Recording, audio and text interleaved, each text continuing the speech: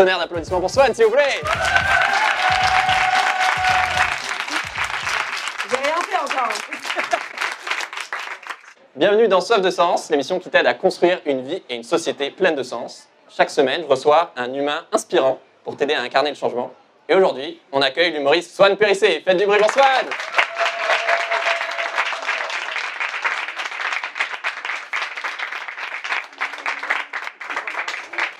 Là, c'est long, là. Salut Swan, ça va? Oui, ça va très très bien. Je suis très contente d'être ici. Si tout se passe bien, on va rire en parlant d'émotions et surtout de colère écolo et féministe. Et on est à la recyclerie pour un enregistrement de podcast avec du public. Comment ça va à la recyclerie?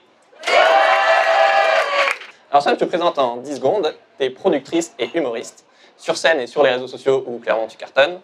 Tu as un humour cash qu'on aime beaucoup. Où tu parles autant de tes histoires de cul pour dénoncer le sexisme et le patriarcat. Et parfois juste pour rigoler aussi. Que de toilettes sèches et d'effondrement.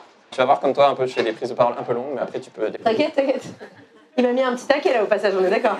Comme toi, parfois je parle pendant des heures, sans laisser les autres remplacer une.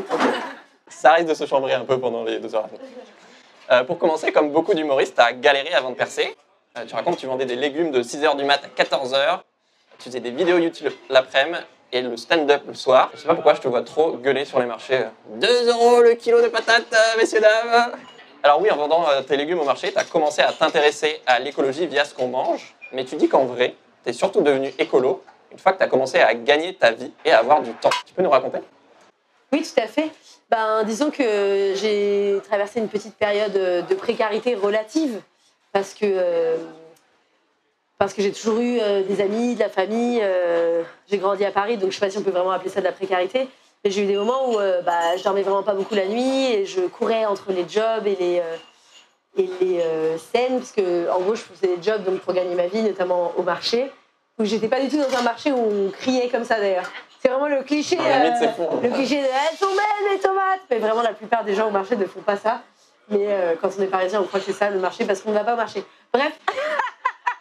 Mais bon, c'est pas grave. Et donc, ouais, je dormais très peu la nuit, quoi. Je dormais 6 heures à peu près. Le matin, j'allais au marché. L'après-midi, j'écrivais des vidéos, je tournais des vidéos YouTube. Et le soir, j'allais sur scène parce que je fais du stand-up depuis longtemps, même si ça fait pas longtemps que je fais des spectacles accessibles, qu'on peut voir facilement, quoi. En gros, j'ai fait beaucoup de spectacles sans être connue. Donc, beaucoup de spectacles avec pas de public dedans. Et là, maintenant, il y a du monde, quoi. Donc, ça, c'est cool. Et oui, à ce moment-là, j'avais le temps de cuisiner parce que j'avais des légumes gratos en travaillant au marché, mais j'avais pas le temps de lire des livres, j'avais pas le temps d'écouter des conférences, j'avais pas le temps de développer, d'aller dans des écolieux, de réfléchir à ma consommation de transport alimentaire, etc. Et c'est vrai que j'ai eu besoin de me dégager du temps. Et quand est-ce qu'on a du temps? C'est quand on a une situation un peu moins précaire. Donc, je sais pas, soit en CDI, soit du temps le week-end, le soir ou à d'autres moments. Et que donc, on n'est pas, quand tu es en indépendant, comme ça a été mon cas toute ma vie, tu n'es pas à 2 semaines près sans revenu, quoi. Tu vois, là, tu peux te permettre de lire des livres, de développer des confs, de prendre des notes, etc. Et donc, longtemps, j'ai dit qu'il y a une partie de l'écologie qui est très bourgeoise, qui nécessite du temps pour développer, notamment le zéro déchet, changer son quotidien dans l'appart, dans sa maison.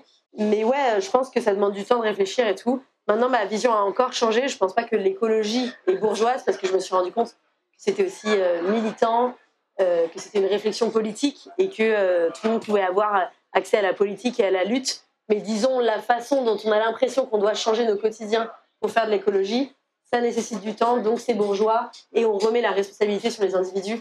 Et depuis, ma réflexion a été poussée au fait que c'est aussi de la lutte politique et des réflexions globales qu'on peut avoir tous et toutes ensemble. C'est pas juste faire sa propre lessive. Non, effectivement. En ce moment, tu joues ton spectacle Calme à Paris jusqu'à la fin du mois. Dépêchez-vous, les parigots. J'étais sur scène hier soir et je serai sur scène ce soir. Oui. Il y a beaucoup plus de monde, hein, bande de losers. Voilà comment elle vous donne envie de venir à son spectacle. Puis en tournée avril, mai, juin partout en France. Apparemment, tu as toujours eu des problèmes de colère et tu as dit à tes potes, les gars, j'ai trouvé la solution à mes problèmes de colère. C'est quoi le délire? Parce qu'eux, ils étaient là, tu vas enfin voir une psy, Swan? Qui est venu voir mon spectacle? Non. Qui t'a dit ça? Je sais même pas. Ah ouais, c'est incroyable. C'est pas lui qui a préparé l'interview en fait. Non, parce que je parle vraiment de ça sur scène, mais je me souviens pas d'en avoir parlé en interview. Peut-être c'est Hyper fort. ton assistante qui m'a envoyé les extraits. Ah oui, d'accord, ça doit être ça, ouais. Ouais, non, mais en gros, je raconte, pendant tout le spectacle, en fait, il y a des échanges avec ma meilleure amie, Louane, qui me dit que j'ai des problèmes de colère et qu'il faut que je les gère, etc. Donc, je raconte tout le spectacle, donc le spectacle qui s'appelle Calme, parle de mon cheminement à travers la colère et d'abord la culpabilité d'avoir été en colère, les solutions politiques et de lutte que j'ai trouvées au fur et à mesure. Et donc, il y a un moment où je dis à Louane, j'ai trouvé une solution. Et elle me regarde et je vois le sourire sur son visage et je vois se dessiner sur ses lèvres le mot une thérapie. Et je suis là, pas du tout. Je vais écrire un spectacle de stand-up. Je vais rentabiliser ma souffrance. Ça a été l'une des solutions. Au début, je raconte qu'on me disait que j'avais un problème de colère, et qu'au fur et à mesure, je me suis rendu compte que le problème était plus global et c'était pas un truc qui pouvait se résoudre en travaillant sur sa responsabilité individuelle et sur son développement personnel, mais qu'il y avait, que c'était de l'indignation en fait, c'est qu'il y avait beaucoup de raisons d'être indigné. Je vois tout le monde qui dit elle a raison. Les militants de gauche sont là ce soir, cet après-midi, et ça fait moins. Hein. Les militants de gauche sont là cet après-midi, ça fait beaucoup moins que ce soir. Tu vois, l'événement, je pouvais pas dire soirée, je sais pas quoi. Du coup, j'ai galéré à trouver. Les militants de gauche sont là pour le goûter. En vrai, ça ramènerait du monde. Alors, on a prévu, j'allais dire de l'ice tea, mais non, c'est nul. Il faudrait un truc du thé à la kombucha, je sais pas quoi. Tu penses qu'on devrait être plus en colère qu'on ne l'est? Oui, je pense qu'on devrait être plus en colère qu'on ne l'est. Mais par contre, je pense que c'est très désagréable de traverser sa colère et de la ressentir, de la traverser dans le corps. Et que, en fait, ce que j'explique dans le spectacle, c'est qu'on nous a. Je parle surtout des femmes, mais je parle aussi des pauvres et des opprimés. J'explique qu'on nous a déconnectés de l'émotion de la colère, notamment les petites filles, en nous disant d'être sage, d'être polie, d'être souriante, et qu'en fait, on nous a dépossédés de l'émotion la plus à même à nous aider à nous mettre en mouvement ou à lutter ou à changer les choses dans notre vie et dans notre entourage. Et en fait, la colère, c'est un signal qui est là pour te dire qu'il y a quelque chose qui ne va pas. Donc, c'est pas être en colère qui n'est pas OK, c'est ne pas écouter cette colère. Et en fait, le mot émotion, ça vient du latin movere, qui veut dire mettre en mouvement. Et donc, une émotion, c'est quelque chose qui est là pour te dire qu'il y a quelque chose qui ne va pas. Comme quand tu mets ta main sur une plaque de cuisson brûlante, ta main, elle va se retirer directement parce qu'il y a un danger. Et en fait, les émotions, elles sont là pour te dire il y a un danger, il y a quelque chose qui ne va pas, il y a quelque chose qui n'est pas OK, et il faut bouger, il faut se mettre en mouvement. Et en fait, vu qu'on nous a appris à étouffer notre colère, on nous a appris que c'était pas bien d'être en colère, que c'était interdit, que c'était illégal, que c'était pas OK, qu'il fallait juste accepter la vie qu'on nous propose, marcher la tête basse, et on pouvait rigoler sur Insta et aller consommer pour se calmer. Et ben on sait plus se mobiliser en fait. On sait plus s'en parler ensemble, dire ah bah toi t'as la même colère, moi aussi, ça veut dire qu'il y a un truc global qui va pas, et on a transformé ça en problème, alors que c'est pas un problème d'être en colère. Ce qui est un problème, c'est de pas agir en fonction ou d'être tout le temps en colère. Donc c'est clairement notre système qui a un problème, quoi. Yes, arrêtez de médicaliser ou d'individualiser des trucs, genre l'éco-anxiété, la colère, etc. C'est ça, ça peut aider, mais c'est pas la seule chose qui explique. Si tu t'attaques pas à la racine du truc, bah forcément. C'est ça. En tant que femme humoriste qui met des décolletés et qui parle de sextoy, tu te prends des vagues de sexisme H24. D'un autre côté, tu es devenu de plus en plus écolo, et donc en colère aussi, face à la destruction du vivant. Entre ta colère écolo et ta colère féministe, en quoi est-ce que c'est la même colère? En quoi est-ce qu'elles sont différentes? Moi, je trouve que je subis plus le sexisme au quotidien que les conséquences du réchauffement climatique ou de la chute de la biodiversité et tout. Je pense que si on peut réécouter ce podcast dans 10 ans, ça aura peut-être changé. Mais moi, j'estime être parmi les privilégiés en France aujourd'hui, donc je le sens pas dans mon quotidien. Tu vois, j'ai pas l'impression de souffrir terriblement des canicules, même si on en souffre tous sans le voir, hein, parce que les productions de nourriture sont impactées par ça, entre plein d'autres choses. Mais alors que le sexisme, voilà, je le vis tous les jours, dans la rue, au travail, dans ma sexualité, dans mes relations amicales, dans mes relations amoureuses, dans les remarques que j'entends, dans le harcèlement sur Internet et tout. Donc moi, vu que ma comédie, elle parle beaucoup de la colère, elle part beaucoup de la colère, les vannes, et ben quand c'est plus facile pour moi de faire des blagues contre le sexisme, entre guillemets, parce que c'est très quotidien, c'est très énervant, c'est les commentaires... voilà, et alors que l'écologie, il faut plus que je creuse, que je comprenne voilà, ce qui se passe. Donc, mais je pense que c'est difficile d'être écolo sans être féministe, parce que tu essaies d'opérer un changement de système, tu vois. c'est plus une colère sourde de système, quoi, liée à l'écologie, où t'es là, genre, on fonce dans le mur, on y va tous en souriant, comme des petits robots, et c'est énervant, alors que le sexisme, j'ai l'impression que je peux plus agir dessus au quotidien, j'ai plus de conversations. Oui, tu vois le mec qui te fait une remarque sexiste, tu vois l'ennemi, quoi. Ouais, c'est ça, exactement. Toi qui as longtemps été débordé par tes émotions, entre les insomnies, la colère donc, les boules dans la gorge, etc. Par exemple, tu culpabilisais d'être une mauvaise ménagère. Le ménage, c'est pas ton kiff. Moi non plus. Il y a même un de tes ex qui t'a dit cash, j'aurais voulu avoir une femme plus traditionnelle. Et toi, t'es là, mais je suis pas une baguette tradition en fait. Mais t'as appris à accepter de vivre tes émotions et 2-3 fois par semaine, tu te prends, je sais pas combien, peut-être 10 minutes pour traverser tes émotions. Pour qu'on reparte d'ici avec un peu des conseils pratico-pratiques. Ça ressemble à quoi ces moments d'auto-bienveillance pour accueillir ses émotions et notamment la colère? Alors c'est quelque chose que je fais comme on fait sa toilette, comme on prend sa douche ou on se brosse les dents. C'est vraiment un exercice. Je sais qu'il y a des gens qui arrivent justement à faire ça pour le ménage ou à faire du sport. Et je pense que c'est vraiment nécessaire de pouvoir faire face à sa tristesse ou à sa colère. Donc objectivement, donc j'ai vraiment l'air d'une folle, hein, mais je vous conseille de le faire.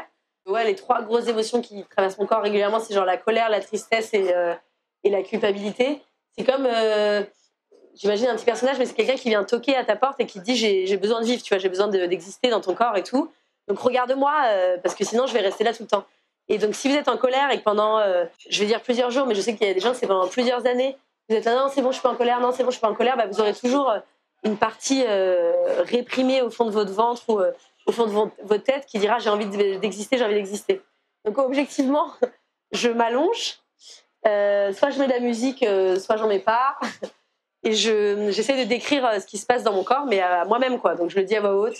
Donc je dis bah là j'ai mal dans le bas du ventre, j'ai des boules dans la gorge, j'ai l'impression que mon diaphragme est contracté, j'ai des fourmis dans les jambes, voilà.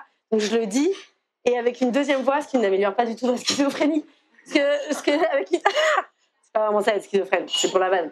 Avec une deuxième fois, j'accueille ça, quoi. Donc je dis c'est ok, tu vois. Je dis si c'est la tristesse, je dis bah vas-y, laisse-la brûler tout ton corps, quoi. Et donc je la laisse arriver et je décris ce qui se passe, tu vois. J'ai envie de pleurer, j'ai peur ou je tremble et tout. Et si vous avez peur de faire ça, parce que ça fait hyper peur, notamment quand vous êtes très très en colère. Et j'en parle dans le spectacle aussi. Je dis la personne qui m'a appris à faire ça. Je dis au début, j'étais là non, c'est pas possible. Enfin, j'ai peur que ce soit un volcan qui brûle tout. Ce qu'il y a autour, j'ai trop peur, quoi. Vous pouvez mettre un chrono, comme ça, voilà, 10 minutes après, vous en sortez, vous êtes là, ok, je vais aller faire ma lessive. Donc, enfin, un truc un peu plus concret.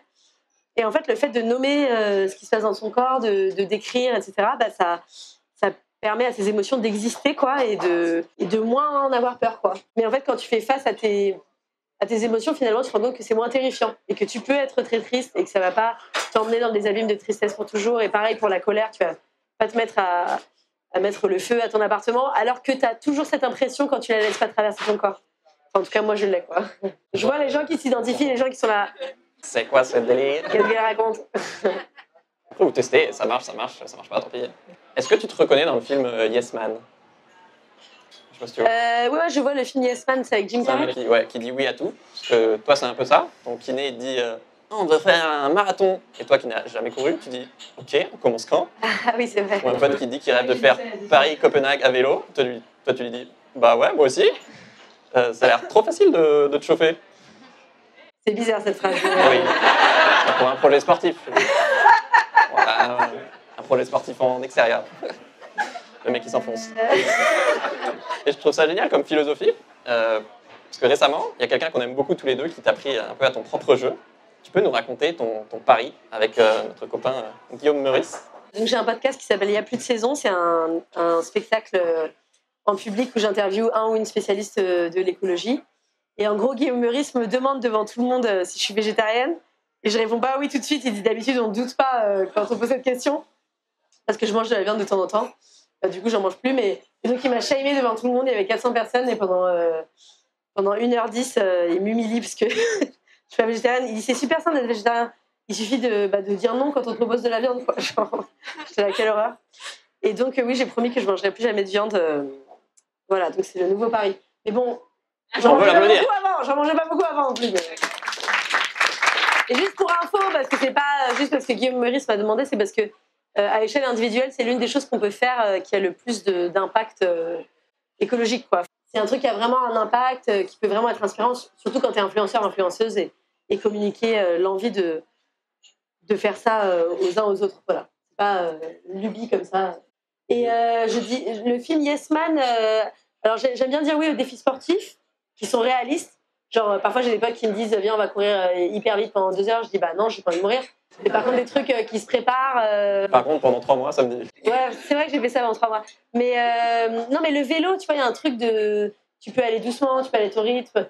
Tu peux faire une journée de 9 heures en 3 fois 3 heures, tu vois. Enfin, il y a un truc voilà, plus accessible, quoi. Et par contre, le film Yes Man, même à l'époque, j'ai regardé, donc c'est un mec qui dit oui à tout. Et en fait, je me suis dit vraiment, quand il y a une femme, tu peux pas parce que c'est trop dangereux, quoi. Moi, je peux pas dire pendant un mois, je vais dire oui à tout parce que, bah. Il y a des mecs qui disent tu veux pas que je me suicide dans la ruelle, je vais pas être là, bah d'accord. Moi, genre, il y a trop de, c'est le défi, tu vois, il y a trop de harcèlement sexuel. On nous propose trop de choses dangereuses en fait. Et vraiment, je me souviens à l'époque, alors que j'étais pas spécialement éveillée au féminisme, j'étais là, bah super, un homme blanc et musclé qui dit ouais, je vais dire oui à tout. Je crois qu'il a une relation sexuelle un peu avec une femme âgée, donc c'est un truc un peu. Où je pense que c'est problématique ce film aujourd'hui, il faut le regarder. Donc c'est un peu particulier et tout. Mais c'est pas pareil quand t'es une femme dans une société sexiste, quoi. Donc c'est important de le dire pour moi. Très bon point. Et je confirme, en tant que représentant de la police des végétariens, qu'à midi, manger végé. Tu as donc lancé un podcast, effectivement, qui s'appelle Il y a plus de saison, où tu as interviewé plein d'écolos inspirants, notamment qui sont passés aussi dans Soif de Sens, Cécile Duflot, Camille Etienne, super Fatima Wassak. Si là, je te demande ton meilleur souvenir de Il y a plus de saison, c'est quoi? Je pense que c'est de voir Claire Nouvian décrire les animaux des fonds marins, ouais.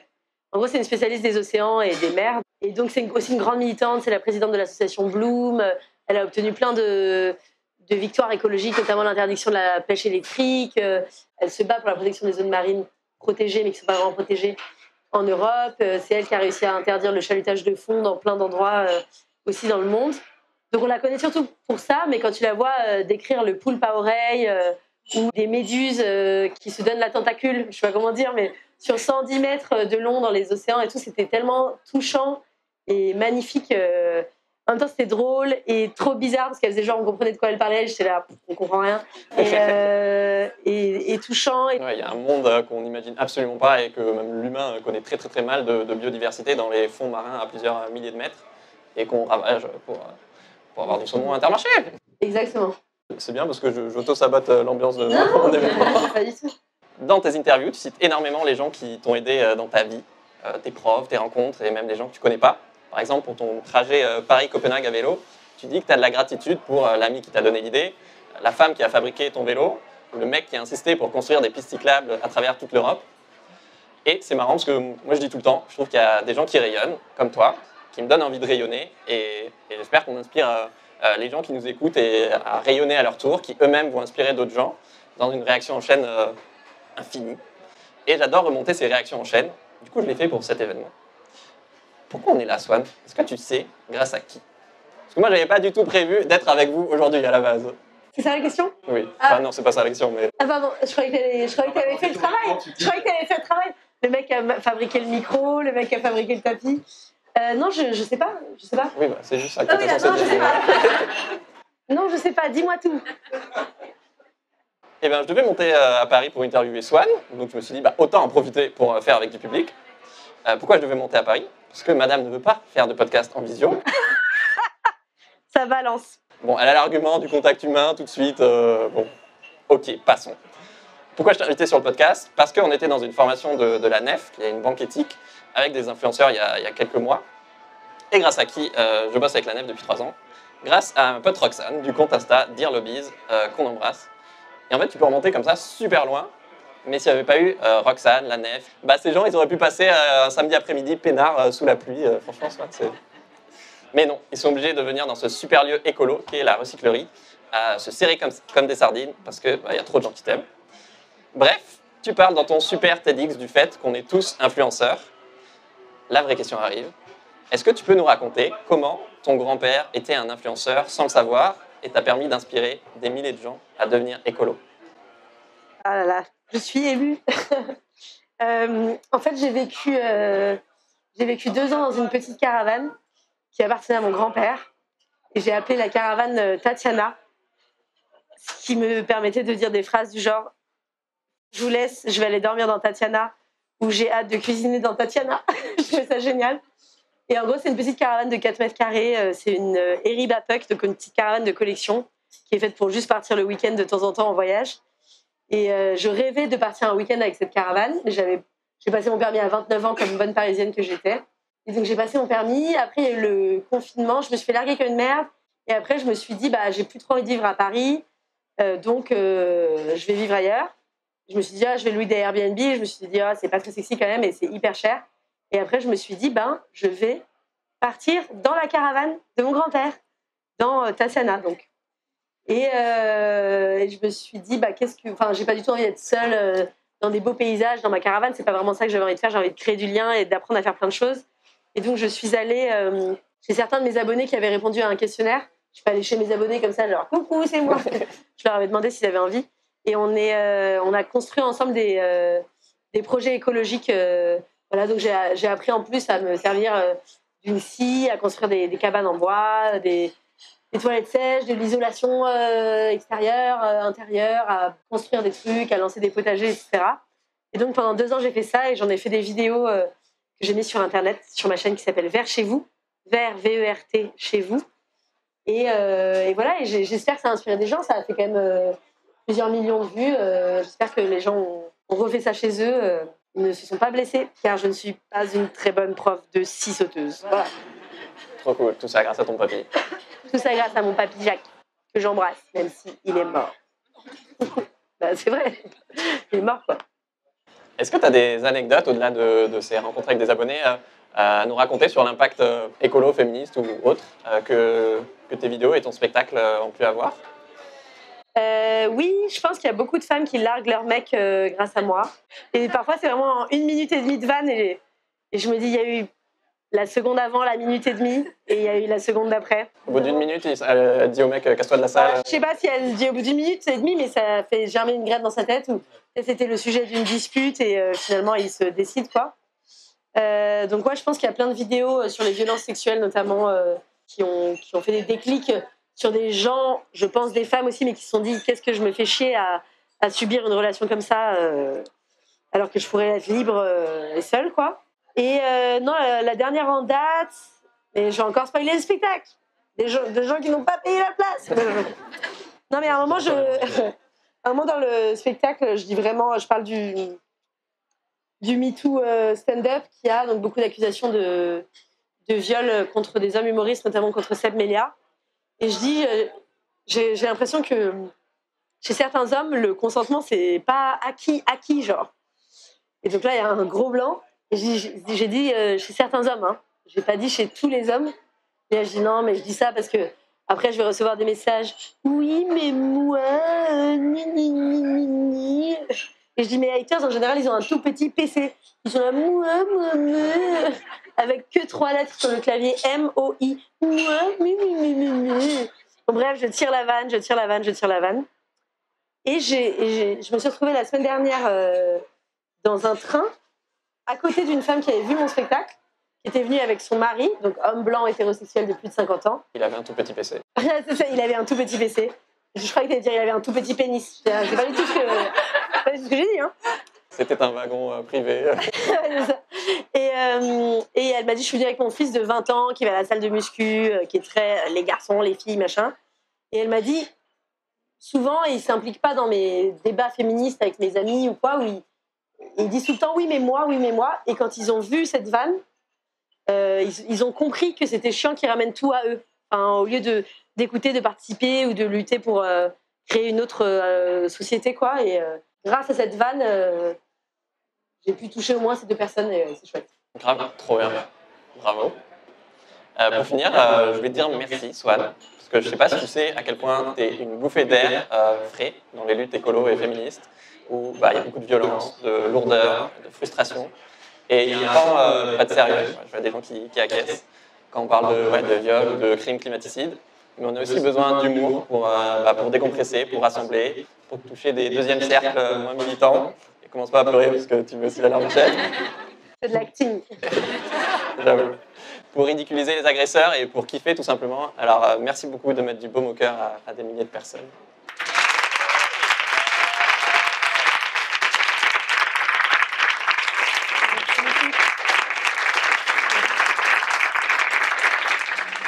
Si vous avez kiffé, foncez voir Swan jouer son spectacle hilarant qui s'appelle Calme. Vous avez les infos en description. Évidemment, pas vous qui êtes dans la salle, mais vous irez voir sur le podcast ou sur YouTube. Et abonne-toi à Soif de Sens si tu veux voir la deuxième partie avec Swan dans le prochain épisode bonus, Soif de Joie. Et j'y pense, petit exclu, dans l'histoire des réactions en chaîne, à cause de toi, ou plutôt grâce à toi. Si vous voulez assister au prochain enregistrement du podcast, il y aura Camille Etienne, on vient juste d'ouvrir la billetterie. Vous avez le lien en description ou dans ma bio Insta, @soif de sens. Ciao Swan, ciao tout le monde, à dimanche prochain.